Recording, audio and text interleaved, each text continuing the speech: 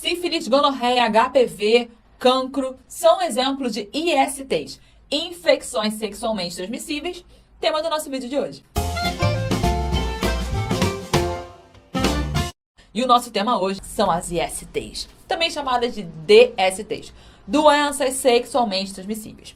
Porém, desde 2016, houve uma orientação por parte do Ministério da Saúde, alinhada aí com a OMS, que passassem a chamar esse grupo de doenças. Doenças essas que são transmitidas através da relação sexual sem preservativo. O ponto tá aí, então, como são transmitidas. Alguns casos também de mãe para filha no caso da gestação, às vezes no parto, às vezes na amamentação. Então, sífilis também é chamada por outros nomes. Te liga, cancro duro, sifilose, peste sexual, mal gálico e vários outros nomes, porque é uma doença muito antiga e que ocorre ao redor do mundo. Então, cada população acabou dando um nome diferente. Aqui no Brasil nós usamos, obviamente, a sífilis e também cancro duro. Bom, um agente etiológico, ou seja, aquele organismo que causa a doença, é uma bactéria da espécie Treponema pallidum e da subespécie, te liga, Treponema pallidum pallidum. Por quê? Porque essa espécie de bactéria, ela causa outras doenças que não a sífilis. Ou seja, existem outras subespécies. A subespécie, ambas são todas da mesma espécie, mas existem variações populacionais. Mas a subespécie que causa a sífilis é a Treponema pallidum pallidum, ok? Fique guardado esse nomezinho que é muito importante. Ela é uma bactéria espiroqueta, ou seja, ela é enroladinha assim, tá? E ela é anaeróbia facultativa, ou seja, tem gás oxigênio? Não tem, ela está feliz da vida ali. As variações de umidade ou de temperatura para ela não são boas, elas acabam morrendo. Bom, transmissão. Eu já falei, a IST, então, é uma transmissão sexual, certo? Só que existem outras formas também. A questão da transmissão congênita. Uma mãe grávida que está com a sífilis não faz o tratamento, existe uma grande chance, se não faz tratamento ou acompanhamento médico, de passar para o feto em desenvolvimento, e a criança nasce com essa sífilis, por isso é chamada de sífilis congênita. Também, outra forma muito rara hoje em dia, muito raro acontecer, é a transfusão de sangue. Pô, uma pessoa que vai doar sangue, esse sangue da pessoa, antes de ser injetado em outra pessoa, ele passa por uma bateria de exames, hepatite, sífilis, entre outros, certo? E aí ele vê, pô, o sangue tem sífilis, então eu não vou passar, certo, para outra pessoa, e sim vai notificar aquela pessoa para se tratar. Então, hoje no Brasil, transfusão de sangue é raríssimo, tá? Raríssimo. Agora, o uso de drogas injetáveis aqui pode acontecer, embora também não seja uma transmissão muito fácil, pode acontecer. Porque a pessoa está lá, injeta, passa um pouquinho de sangue, tem uma bactéria, passa para outra pessoa. E as pessoas que pegam sífilis ou contraem sífilis dessas formas aqui, ela nem passa pela sífilis primária, vai direto para a secundária. Sintomas e complicações. Então, pessoal, a sífilis aqui pega bastante, tá? Por quê? Porque ela tem alguns estágios. Os principais são esses 4. Depois eu vou falar de outros 2 tipos lá, que é nas exceções da forma de transmissão. Mas basicamente a sífilis ela vai ter forma primária, secundária, latente e terciária. Já explico para vocês. Antes, período de incubação, que leva aproximadamente entre 10 e 90 dias. Ou seja, pode acontecer no 10º dia ou no dia número 90. Só que a média fica em torno da 3ª semana, 21 dias. Então a pessoa teve 21 dias em média, vai ter a lesão primária. É uma úlcera que fica no local onde ocorreu a infecção. Ela é indolor, ela é firme, por isso que é cancro duro, e também ela não fica coçando. Aí vem a forma secundária, sífilis secundária, que vai dar erupções cutâneas, pode dar no corpo inteiro. Só que uma característica muito importante é que essas erupções, deixa eu ver se eu coloquei, que pode dar, além do tronco e dos membros, nas palmas das mãos e dos pés. Uma fase latente, que pode durar anos, até décadas, 70 anos pode acontecer a pessoa nessa fase latente, que não tem sintomas ou os sintomas são extremamente brandos. Fase terciária, que é a mais grave, obviamente, aí formam gomas de sífilis no corpo, umas feridas bem características e fortes também, podem causar problemas neurológicos, que seria a neurosífilis, que a pessoa fica com irritabilidade, perde memória, a pessoa pode ter um comportamento diferente, emoções diferentes, então é bem grave, tá? E também complicações cardíacas, e obviamente pode levar à morte. Ah, todo mundo vai morrer? Não, mas uma boa parte das pessoas podem morrer se chegam na 3ª fase e não tratam.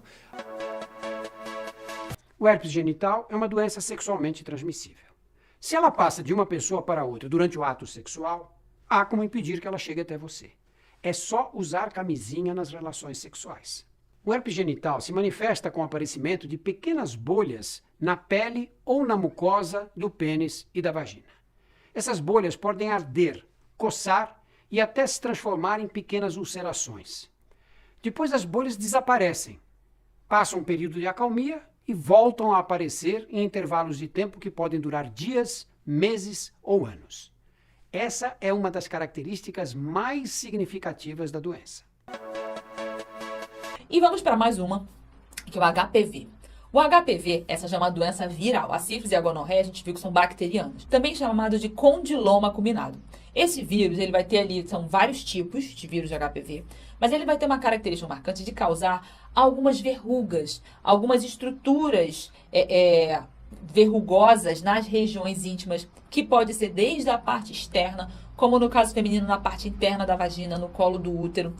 Também chamada de crista de galo pela sua estrutura ondulada. Então, assim, tem que ser examinado, tem que ser tratado. Muitas vezes com tratamentos químicos, tratamento laser, tratamentos de remédios no campo remédios em relação à imunidade. E qual é a questão? Alguns desses tipos de vírus que causam HPV, eles têm alto potencial de que aquela lesão ela se torne um câncer. Daí a importância da vacinação contra o HPV, que é justamente uma forma de prevenção, em especial desses tipos que causam o câncer de colo de útero, para que não chegue nesse nível de se ter o câncer de colo de útero. E aí muitos meninos pensam assim, eu não tenho útero, não preciso me preocupar com isso. Claro que tem, porque se você é infectado com esse HPV, você vai passar esse HPV para uma menina, e temos aí, a gente tem que pensar muito sempre, quando a gente fala de saúde, é que nem sempre é só sobre você. É minha vida, eu faço o que eu quero. Não. A gente precisa pensar no outro, a gente precisa pensar no coletivo também. O cancro mole também é conhecido como cancroide ou cancro venéreo simples, certo? Então é uma IST. O que é IST, professor? É infecção sexualmente transmissível. E DST é doença sexualmente transmissível. O cancro mole é muito contagioso. Vocês vão ver ao decorrer da aula que se uma pessoa que está com uma ferida, que está com cancro mole, ou seja, está doente, se relaciona com outra pessoa sem o uso de preservativo, sem a proteção, a probabilidade de transmissão chega a 80%. O cancro mole, a lesão é forma de uma úlcera. Então forma uma úlcera genital, que é bastante comum, e a maior incidência se dá em regiões tropicais. Ou seja, a bactéria, que é causada por uma bactéria, ela se dá melhor em ambientes tropicais. Então o agente etiológico, aquele que causa a doença, é uma bactéria do gênero Haemophilus e da espécie Haemophilus ducreyi, ok? É um cocobacilo. A gente estuda normalmente quando é coco ou quando é bacilo. Coco são aquelas bactérias redondinhas e bacilo em forma de bastão. Essa aqui ela é classificada como cocobacilo porque ela fica no meio termo. Ela não é um coco, tampouco um bacilo. Ela fica no meio termo assim, certo? E também é gram-negativo no método de coloração, coloração gram, ela é classificada como gram-negativo, com uma cor avermelhada lá nesse método de coloração. E ela é chamada também, ela é considerada, essa bactéria, uma parasita intracelular. Por quê? Quando ela entra na pessoa, ela tem acesso, ela vai parasitar, ela vai entrar dentro de determinadas células e é ali que ela vai ficar se multiplicando. Então a transmissão é por via sexual, na grande maioria dos casos. Tá? Então a ferida, que também é chamado de cancro, por isso o nome cancro mole, pode sangrar ou ainda produzir um fluido contagioso. Sai tipo um exudato, assim, uma secreçãozinha, aquilo ali é extremamente contagioso. Quando esse fluido, o sangramento pela ferida, tem contato com a pele ou com as mucosas, essa bactéria se dá bem, entra lá na outra pessoa, ou seja, ocorreu a transmissão. Te liga que o período de transmissão pode durar meses. O que é isso, professor? Uma pessoa que está com cancro mole, ela vai continuar com essa ferida durante muito tempo, até que chega um momento que o próprio corpo, na grande maioria das vezes, elimina a bactéria. Sintomas. O período de incubação, de 3 a 14 dias, é que os sintomas, depois que a pessoa teve contato com a bactéria, podem aparecer entre 3 e 14 dias. É a lesão, que é o típico, por isso o nome da doença. O cancro mole, que forma uma ou mais lesões ulcerosas, ou seja, em forma de úlcera, parece uma úlcera, assim, tipo um vulcãozinho mais achatadinho, certo? E essas lesões têm essas características, te liga. Então são dolorosas, normalmente são lesões dolorosas e amareladas, até por causa da secreção que ela libera. As bordas de cada uma das lesões tem uma borda irregular. O odor, ela libera um cheiro fedorento, então um odor fétido para ser mais chique. E o sangramento fácil, ou seja, tocou, bateu, sangra. Podem surgir também febre, ínguas e fraqueza. Como complicações pode dar os bubões. O que é bubões? Lembra da peste bubônica? É outra coisa, gurizada. É outra doença, mas formava bubões também. Que é quando esses linfonodos incham, mas tanto que eles podem extravasar, eles ficam umas bolotas assim, um tanto escuras também, e aí sim, porque lá é um acúmulo de células mortas, células de defesa, e aí pode ser uma complicação. E fístulas também na região anal, ou na região genital, incluindo a região anal, que pode ser comunicações entre canais, e isso também pode ser um problema muito grande. A clamídia ou clamidíase, que é a infecção sexualmente transmissível mais comum do mundo. E, obviamente, ela é causada por uma bactéria. Então, é uma infecção sexualmente transmissível bacteriana. O agente etiológico, ou seja, a bactéria ou aquele organismo que causa a doença, neste caso, que é uma bactéria, é a Chlamydia trachomatis. Tá? Esse aqui é o nome da espécie, então a gente chama que é o agente etiológico, é o que causa a doença. São bactérias gram-negativas, e elas são parasitas intracelulares obrigatórios. Transmissão, bom, você já sabe, uma IST, então, é o contato sexual, seja ele vaginal, anal ou oral. Esse aqui, tem muita gente que não se liga, né? Fala, é só ali, na hora. Não, aqui também transmite doenças, não só a clamídia, mas outras também. Então, muito cuidado para todos estes atos aqui, utilizar preservativo, já vou falar para vocês. Outra, durante o parto, ou seja, de mãe para filho, tem que estar ligado nisso, e o contato pessoal. O que é o contato pessoal? Até com toalhas, roupas ou até na mão. Só que uma coisa que tem que deixar bem claro aqui, é muito difícil, mas é muito pouco provável a transmissão pelo contato pessoal. Eu vou mostrar para vocês como é que se dá o ciclo dessa bactéria. Fique atento à imagem. Então aqui está o ciclo de vida da clamídia. Então elas são transmitidas como uma forma extracelular que ela não se divide, ou seja, uma forma extracelular não replicante. Essa forma é conhecida como corpo elementar. Então esse corpo elementar vai chegar na célula do próximo hospedeiro, da próxima pessoa que vai ficar doente, e ela vai se aderir à sua célula. Então ela vai ser fagocitada por células epiteliais deste novo hospedeiro. Então, vou fagocitar, tem uma bactéria aqui me encostando, vou destruir ela. Mas o que acontece? Uma vez que essa bactéria está dentro da célula epitelial, o corpo elementar, o nome que ela tem nesse momento, vai se transformar em uma bactéria, em um organismo intracelular agora replicante. Ou seja, se ela se replica, ela se divide, se multiplica, e aí está as novas bactérias. Nesse caso, chamamos de corpo reticulado. Esses corpos reticulados se dividem por fissão binária, que é a multiplicação dessas bactérias.